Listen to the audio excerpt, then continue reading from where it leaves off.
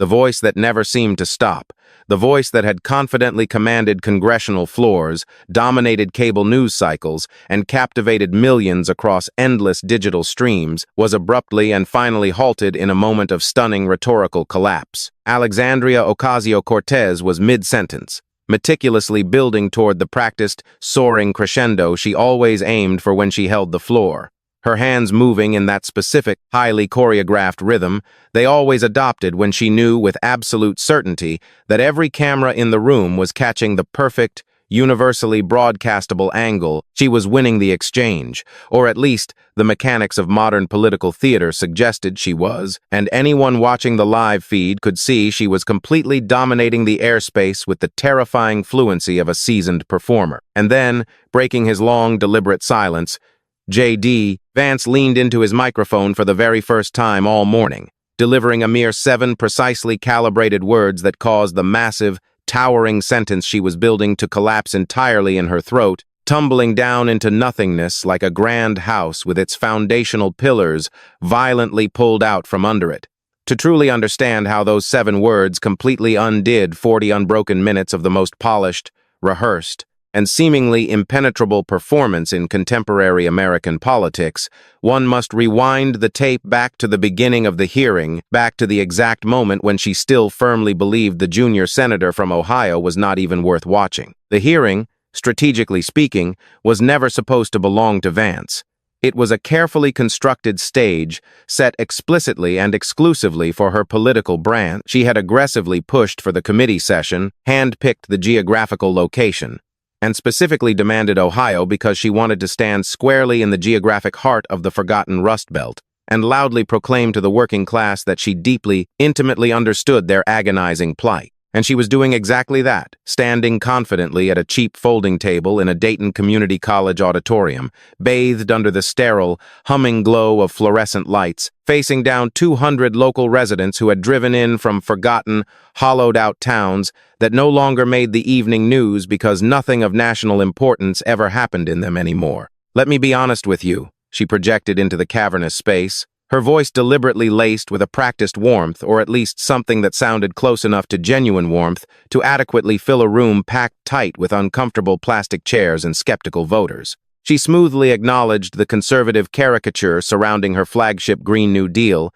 waving away the partisan attacks, but passionately insisted she came to this specific town because the people in that room deserved a genuine, unfiltered conversation about what happens next, boldly stating what nobody running for office in the state had the political courage to say out loud to their faces. "The steel mills are not coming back," she declared with an unblinking, brutal certainty, adding with sweeping finality that the coal plants were permanently shuttered and the grimy factory floors where their fathers and grandfathers had bled and sweated were never going to be reopened. She paused gracefully, acknowledging the immense psychological difficulty of hearing this stark reality in that specific city and state. But then she made a fatal, irreversible rhetorical miscalculation. She brutally compared clinging to those dead, generational industries to clinging to a manual typewriter in the lightning-fast age of the high-speed internet. She delivered this difficult, devastating truth with immense, overflowing confidence, the specific kind of blinding confidence cultivated in the wealthy enclaves of Washington among elite, highly educated staffers who shared her exact zip code,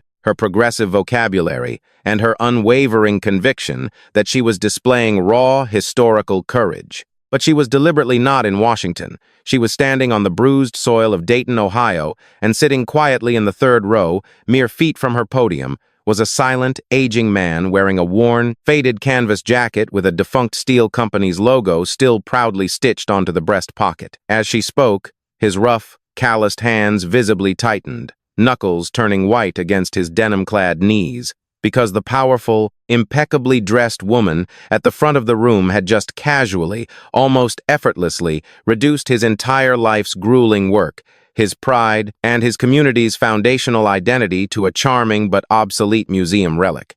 A mere typewriter. If someone from the insulated bubble of Washington has ever traveled to your hometown and talked about your backbreaking job, your struggling community, or your vanishing way of life like it belongs in a dusty display case, you understand the exact, visceral tension that suddenly gripped that auditorium, because what she just said, she said directly to their faces on purpose, entirely oblivious to the catastrophic sequence of events she had just set into motion. For 30 solid, uninterrupted minutes, AOC held total, unchallenged command of the room, smoothly answering complex policy questions from two allied senators regarding multi-billion-dollar clean energy investments and massive federal job retraining programs with the terrifying, flawless fluency of a politician who had practiced these exact talking points 100 times before. She effortlessly rattled off academic studies, referenced complex, multi-layered legislation, and appeared thoroughly prepared, exceptionally smart, and perfectly composed, never once glancing at the man at the far end of the committee table who had remained entirely, chillingly silent since the opening gavel dropped. J.D. Vance sat like a stone monument with his large hands folded deliberately over a cheap $2 gas station notebook with a flimsy cardboard cover and a broken spine, taking absolutely no notes, offering no nods, and showing zero visible reaction to her sweeping testimony. He exhibited the eerie, unsettling discipline of a man who had spent significant time in harsh, unforgiving places where sitting perfectly still isn't merely a polite sign of patience, but a critical, tactical survival skill, a place where you learn to breathe at a steady, undetectable rhythm that does not inadvertently give away your defensive position to an approaching adversary. The other senators finally concluded their predictable lines of questioning, shuffled their scattered, heavily annotated papers, and the profound, physical weight of Vance's sustained silence slowly began to suffocate the room, developing its own undeniable gravity. When the chairman ultimately turned the floor over to him, the absolute nothingness ended. Vance leaned forward, not with sudden, dramatic flair, but just enough for the sensitive microphone to catch the subtle shift of his weight. "Congresswoman," he began, his voice devoid of the usual theatrical outrage that characterized modern hearings. "I want to start by agreeing with you." She turned her head to look directly at him, and there was a sudden, uncontrollable flicker of genuine surprise crossing her meticulously composed face, displaying the rapid, disorienting recalibration of someone physically and mentally braced for a devastating partisan punch who suddenly receives a calm, polite handshake instead. He smoothly validated her underlying premise about the American working class being systematically left behind, noting calmly that he grew up directly in the grinding middle of that exact despair and wouldn't dare waste time arguing about whether the fundamental problem actually existed. Nodding slowly, rhythmically, he promised to merely ask small, hyper-specific questions about the ground-level mechanics of her grand transition plan. "You used the word relic a few minutes ago." He began his surgical dissection, pressing her intently on her polarizing comparison of massive steel mills to obsolete office equipment. "You compared steel mills to typewriters, and you said it in this room to these people. I want to make sure I understood you clearly. You are saying to Dayton, Ohio, that the entire steel industry is a typewriter." AOC shifted uncomfortably in her seat, the first microscopic crack in her armor appearing as she quickly defended her statement as a non-controversial, basic economic reality, attempting to brush the incendiary comment off as a simple, harmless literary metaphor. Vance coldly, instantly dismissed the metaphor defense, refusing to let her retreat to the safety of academic abstraction, and locked on to the fundamental, deeply emotional issue of basic human respect. "My question is not about metaphors. My question is about respect," he stated, his eyes briefly flicking over the crowd, "because there is a man sitting right there whose hands have steel mill scars that are older than your entire political career, and you just called his profession a museum piece. So I want to know, Congresswoman, do you want to walk that word back, or do you stand firmly by it?" The atmosphere in the cramped, humid auditorium shifted subtly but undeniably, changing the way a deep, treacherous river silently alters when the lethal current shifts beneath the placid surface, and the dark water looks exactly the same but has suddenly become deadly. True to her unyielding political brand, the very characteristic her millions of fervent supporters adored and her bitter critics violently despised, AOC aggressively refused to walk the statement back, stating with raised chin that she firmly stood by the harsh reality of evolving global economies and the absolute necessity of a just transition for displaced blue-collar workers. Vance pivoted with lethal, practiced smoothness to the grim, terrifying specifics of that promised transition, asking exactly how long a terminated worker's COBRA health coverage realistically lasts when a corporate board decides to close a plant and rip the economic heart out of a town.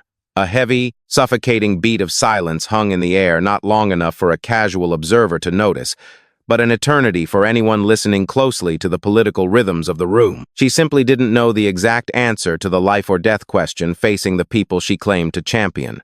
She attempted to gracefully pivot away from her ignorance, launching into a broader, philosophical, progressive critique of why the American system disastrously ties essential healthcare to corporate employment in the first place. But Vance brutally, unceremoniously cut her off with the stark, terrifying mathematical reality. 18 months. He stated, his voice devoid of emotion. COBRA runs for exactly 18 months, if they can even miraculously afford the premiums. The average family premium on COBRA is about $1,700 a month. Most factory workers who just lost their primary source of income absolutely cannot pay that. When she desperately tried to interrupt and steer the conversation back to her macro-level talking points, he relentlessly pressed her on the terrifying, inescapable gap that immediately follows that 8-month cliff too young for federal Medicare, completely broke and ineligible for private insurance, yet somehow holding too much meager savings to qualify for state Medicaid. "What is your specific plan for that terrifying gap?" he demanded. Not the big sweeping legislative plan, not the viral campaign speech. For that specific gap, for that terrified person next month. AOC straightened her spine, leaning fiercely into her microphone, and loudly proclaimed her unwavering dedication to proposing Medicare for all, arguing it would magically eliminate that gap entirely.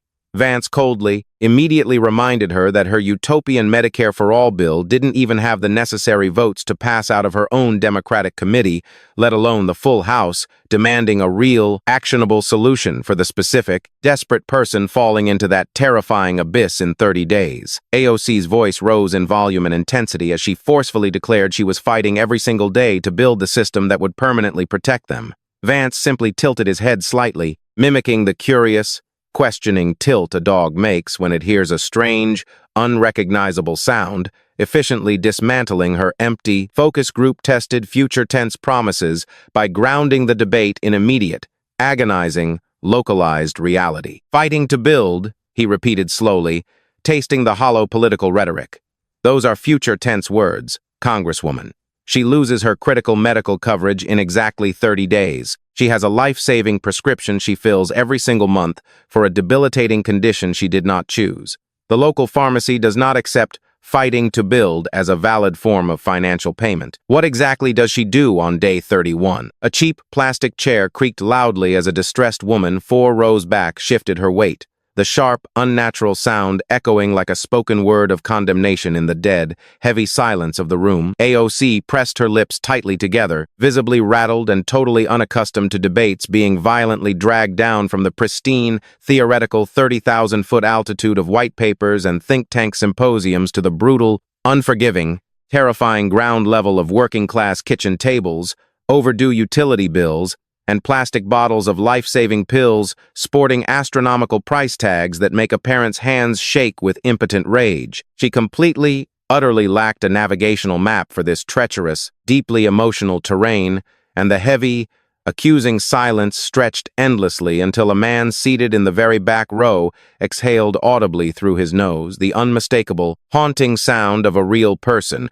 who had lived the brutal reality of that exact healthcare gap, watching a polished, wealthy politician completely fail to provide an answer. But Alexandria Ocasio-Cortez was a notoriously fierce political brawler, and sensing the walls closing in, she fought back with everything in her formidable rhetorical arsenal, abruptly abandoning her crumbling defensive posture to launch a blistering, highly personalized counteroffensive. She mockingly praised his slick debating technique, sneering at his strategy of asking microscopic questions to deliberately avoid the massive, structural answers she wanted to provide, before violently turning the spotlight directly onto his own lucrative, elite background. "You wrote a book about poverty in Ohio," a massive bestseller, she noted, her voice dripping with weaponized disdain, methodically outlining his highly publicized move to elite San Francisco, his staggeringly high-paying work for controversial billionaire Peter Thiel, and his aggressive venture capital investments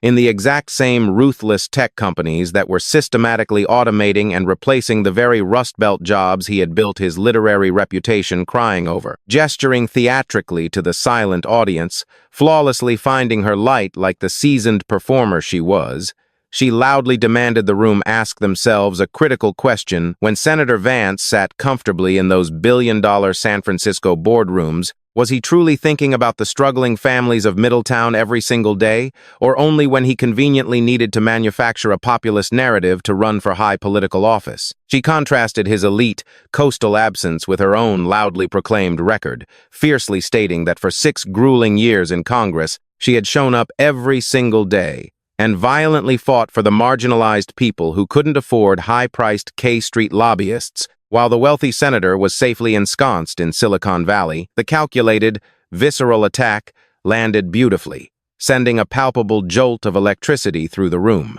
Several skeptical people in the audience unconsciously nodded in agreement, and a young progressive woman seated near the side aisle impulsively clapped twice before nervously catching herself. The entire momentum of the grueling hearing shifted violently, and for a fleeting, shining moment, the energy belonged entirely to AOC, and the sheer intoxicating knowledge of that victory made her stand noticeably straighter, which in turn made the mesmerized room believe her carefully spun narrative just a little bit more. Vance did not visibly react. He let the accusations hang in the air for 2 seconds, then 3. "Congresswoman," he finally said, his voice terrifyingly calm, "you are right." The room instantly paused again, completely thrown off balance by the unexpected concession. He openly admitted to moving to San Francisco and sitting in those wealthy boardrooms, recounting a very specific, haunting night where he found himself eating dinner at a Michelin-starred restaurant where the final bill for a single meal was significantly more than his mother had ever earned in a grueling, back-breaking week of labor. When she was still earning, he added softly, a devastating, heavily loaded 3-word phrase that hung heavily in the dead air, requiring no further explanation for anyone who understood the dark ravages of addiction and economic despair. He described staring down at his extravagant, overpriced plate and vividly, painfully remembering his grandmother's sparse, linoleum-floored kitchen in Middletown, remembering eating cheap red beans and rice strictly out of grinding, inescapable necessity, not because it was a trendy culinary preference. Looking directly, unflinchingly into AOC's eyes, he calmly explained that the very next week, he started packing his boxes and moved permanently home, firmly clarifying that he didn't do it because he was some inherently noble savior, but because he simply couldn't stomach the sickening, hypocritical distance between his elite reality and his family's suffering anymore. Then, abruptly, his vocal register dropped to a much colder, sharper tone, frosting over the emotional debate like ice spreading rapidly across a winter window pane. "You asked if I was thinking about Middletown every day. The absolute answer is no," he admitted with brutal, disarming honesty.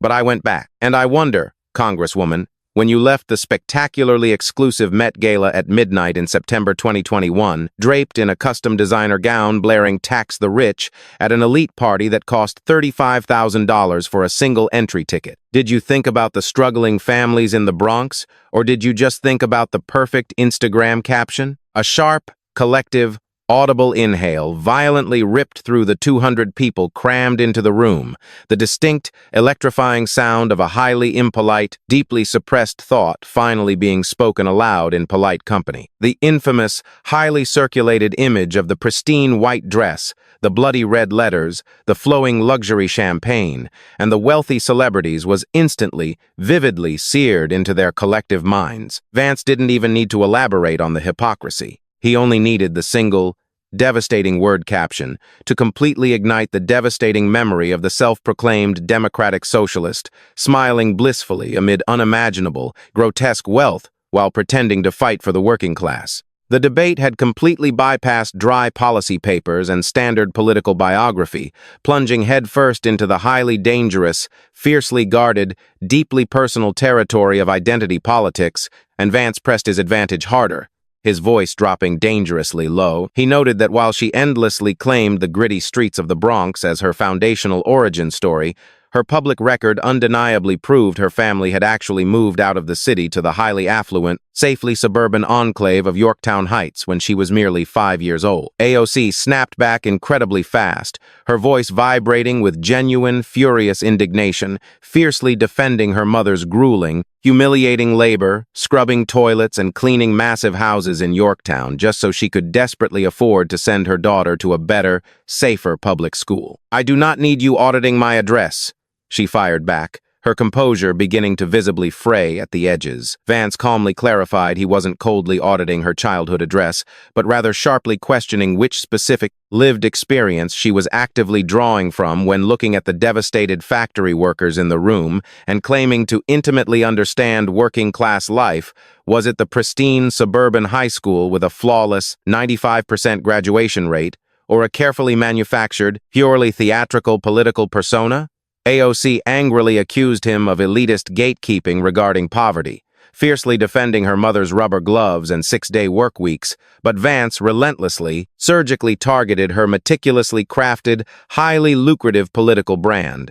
"I am not talking about your mother. Your mother worked incredibly hard, and I deeply respect that," he clarified firmly. "I am talking about you, about the heavily marketed brand girl from the Bronx. Somewhere between Yorktown Heights and your very first viral campaign video, Sandy became Alexandria from the Bronx, and absolutely nobody was supposed to notice the massive, privileged distance."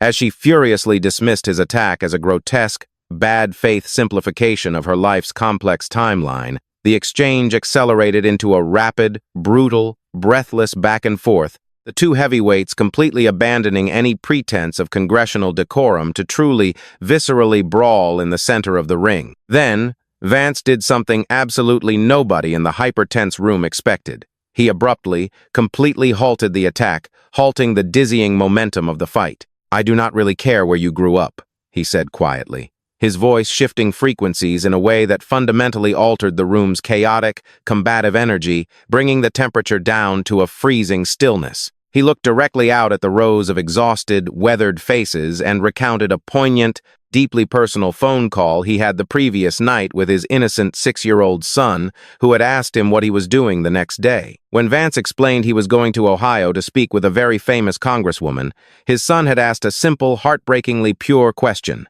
"Does she help us?" Turning slowly back to face AOC, Vance admitted with quiet vulnerability that he genuinely didn't know the answer to his son's question, but he knew with absolute, unshakable certainty that he desperately wanted his son to live in a country where elected representatives truly understand the crippling, life-destroying cost of health insurance through brutal, terrifying lived experience, not through sanitized, bullet-pointed staff briefings. The tough, silent man in the third row sat perfectly, rigidly still, his jaw locked even tighter than before, while a tired, gray-haired woman seated nearby looked at AOC with a devastating, piercing expression that wasn't exactly anger, but something infinitely worse, the profound, heartbreaking recognition of realizing a supposed savior is merely a tourist in your misery. But AOC was absolutely not finished. She possessed a survivor's instinct, and she rapidly reorganized her physical posture, completely shedding the last remnants of her slick, defensive performance for a moment of genuine, burning, undeniable conviction. She sharply, aggressively criticized him for crossing an unwritten line by dragging his innocent children into a vicious congressional hearing. And then, finding her footing, she delivered her absolute strongest, most devastating counterattack of the entire grueling morning. She methodically, proudly listed her specific, widely publicized legislative initiatives demanding childcare cost reductions, aggressively pushing massive student debt relief, authoring insulin price caps, stating with absolute, ringing authority, I put those critical words on the table. Staring fiercely into Vance's eyes, challenging his entire right to judge her effectiveness, she delivered a masterfully crafted line designed to completely obliterate his populist narrative. You wrote a book about the problem. I wrote laws about the problem. Books sit on dusty shelves. Laws change people's actual lives. The entire room seemingly tilted on its axis as she brilliantly, flawlessly flipped his own deeply constructed framework of sitting down with people, backing her fierce rhetorical attack up with a highly tangible, undeniably real, heavily documented legislative record. The invisible momentum of the room swung violently and completely back to her corner. A young staffer seated behind her nodded furiously in triumphant agreement. Someone in the back row clapped loudly, and Vance was forced to sit in a profound, unsettling stillness that closely resembled a trapped man desperately, frantically searching for a hidden handhold on an impossibly steep, crumbling wall. The heavy, pregnant silence lasted so agonizingly long that the audience began to definitively, collectively, accept her absolute victory in the exchange, and AOC's rigid posture noticeably, visibly relaxed by a half-inch, exactly like a bruised boxer dropping their heavy gloves at the sound of the final bell, convinced they had secured the knockout. Then, Vance slowly, methodically nodded, a painfully familiar, deceptively calm gesture that instantly caused the entire room's collective stomach to tighten with severe, impending anxiety. He openly, calmly conceded her solid point on the insulin legislation, letting the surprising, seemingly defeated admission breathe heavily in the dead air before leaning deeply and dangerously into the microphone. "You said books sit on shelves. Laws change lives. I completely agree," he said softly, right before springing the lethal, inescapable steel trap he had been meticulously laying for the past hour. He asked her systematically, mercilessly, about the ultimate fate of her grand, sweeping proposals. The famous Green New Deal introduced with massive fanfare in 2019, the heavily promoted Medicare for All, the utopian federal jobs guarantee, the much-debated $15 minimum wage. Has it become actual law? He asked repeatedly, rhythmically, after each monumental, glaring legislative failure she was forced to admit to, completely ignoring her frantic excuses about partisan obstruction and committee rules, letting the brutal, agonizing silence of reality answer the question for her. Vance flatly, ruthlessly refused to fill the terrible silence with his own voice.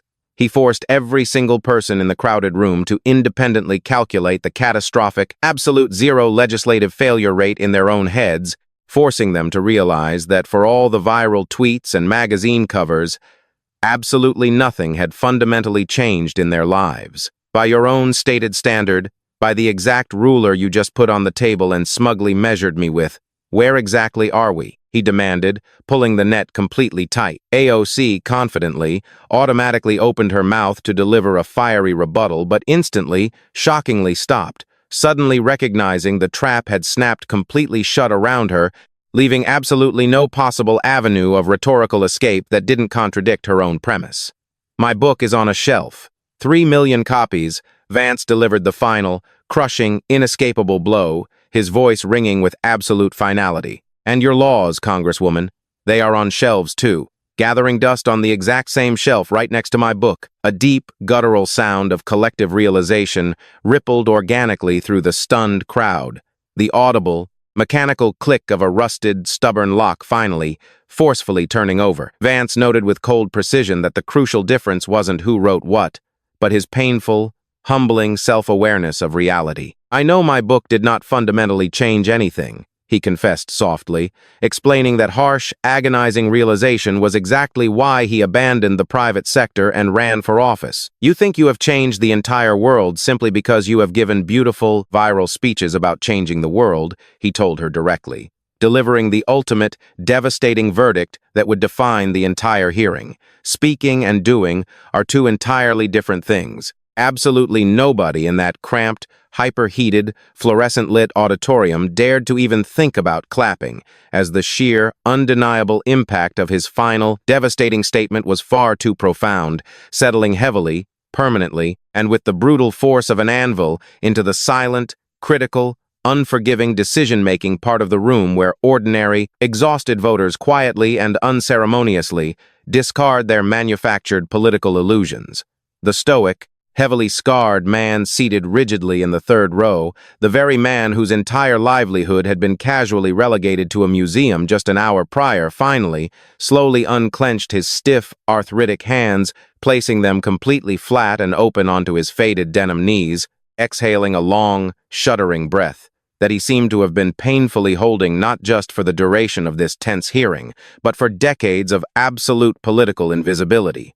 On the stage, a sudden, desperate panic flared behind Alexandria Ocasio-Cortez's eyes as she frantically attempted to respond, mechanically relying on the exact same aggressive, highly polished defensive tactics that had successfully launched thousands of her fiery, triumphant, viral speeches on the House floor, instinctively leaning into the microphone and beginning with the familiar, defiant, fighting words, "Senator, but in a moment of stunning, unprecedented physiological rebellion, she only managed to push two fragile, hollow words past her visibly trembling lips before the unthinkable happened. On that second, solitary word, her incredibly famous, highly trained, universally recognized voice utterly and spectacularly fractured, producing a clean, thin, horrifyingly audible crack that was broadcasted perfectly, mercilessly, and with crystal-clear fidelity by the highly sensitive, state-of-the-art microphone directly into the dead-still,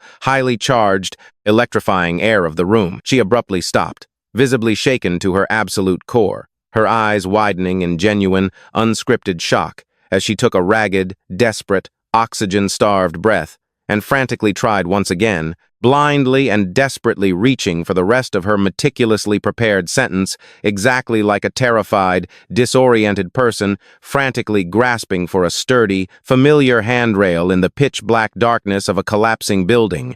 But the horrific, humiliating physiological crack returned in the exact same place, completely shattering on the word "I." It was exactly as if her carefully constructed, seemingly invincible political self, the powerful, highly polished, impeccably branded persona that had never once in 6 years of grueling national spotlights run out of sharp, cutting things to say on a global stage, had simply unilaterally decided that it no longer possessed the sheer, fundamental willpower to speak a single syllable more. She had not been unfairly silenced by a screaming, unruly mob. She had not been shouted down by an aggressively partisan rival, nor had she been muted by a biased, heavy-handed committee moderator. Rather, her own physical, biological body had completely, involuntarily, and undeniably overridden her brilliant, calculating, Ivy League-educated mind, recognizing with a terrifying, overwhelming, paralyzing clarity that there was absolutely nothing left to say that could possibly alter, mitigate, or erase the devastating, ground-level truth that had just settled permanently into the heavy air of the room. The committee chairman, sensing the catastrophic shift in the political tectonic plates beneath their feet, waited 3 agonizing, painfully long, excruciating seconds that felt entirely like an eternity, gently and almost apologetically, asking if the gentlelady from New York wished to formally offer a response for the congressional record, to which she offered only an incredibly small, entirely defeated, deeply vulnerable, almost imperceptible shake of her bowed head. By the exact time the historic hearing was officially gavelled to a close, and the massive network television cameras were unceremoniously powered down, the devastating, raw, unfiltered 2-second audio clip of her commanding, authoritative voice breaking completely in half was already going massively, unstoppably, and exponentially viral across every conceivable digital platform, constantly and relentlessly played on an endless, algorithmic loop, brilliantly and ruthlessly juxtaposed in millions of split-screen videos directly against her defiant, triumphant, heavily produced declaration from just 6 short months prior, where she had proudly screamed, "I will not be silenced." 200 stunned, perfectly silent, working-class people in Dayton, Ohio, had just had the incredibly rare privilege of watching one of the most famous, heavily insulated politicians on the face of the earth brutally, painfully discover the massive, unbridgeable, entirely tragic distance between beautifully performing on a sanitized political stage and actually understanding, affecting, and respecting real, gritty, unforgiving life. The tired, aging man from the 3rd row did not immediately rush home to his family after the gavel fell. Instead, he walked slowly to his vehicle and sat in profound, heavy silence inside his idling, rust-spotted car in the crumbling, weed-choked parking lot of the community college, intensely and emotionally staring down at his deeply scarred, permanently battered, oil-stained knuckles, the very hands that a wealthy, powerful woman from New York had casually, callously compared to a useless, obsolete typewriter before slowly, deliberately picking up his cracked cell phone to call his estranged, distant son just to quietly, tenderly ask, "How's the boy doing?" Meanwhile, entirely on the other side of the building, J.D. Vance quietly and deliberately exited the auditorium through a completely nondescript, unpainted side door without a single ounce of fanfare, smoothly slipping his entirely unused, cheap $2 gas station notebook into his tailored jacket pocket, expertly avoiding the screaming, frantic National Press Corps entirely. He walked slowly and purposefully past the long, messy rows of dusty pickup trucks, dented minivans, and aging sedans with faded bumper stickers, walking entirely unnoticed and unbothered by the weary, departing locals, calmly started his rumbling engine, and pulled seamlessly into the mundane, crawling afternoon commuter traffic, looking exactly like any other exhausted, hard-working American man heading home for dinner after a remarkably long, difficult, and productive day at the office. But as the glowing red taillights of his vehicle slowly faded into the gathering, shadowy Ohio dusk, the massive, unprecedented political shockwave of what had just definitively transpired inside that small, suffocating, perfectly ordinary auditorium was already racing toward the elite corridors of Washington, D.C. at the terrifying speed of light, aggressively setting the inevitable, highly combustible stage for a ruthless, incredibly well-funded, and totally unprecedented retaliatory political strike that would violently, permanently test both of their careers, their psychological endurance, and their ultimate political survival in unimaginable high-stakes ways that neither of them could ever have possibly anticipated, leaving the entire nation holding its collective breath, absolutely desperate and starving to witness exactly what devastating, earth-shattering move would happen in the very next, explosive chapter of this rapidly escalating war.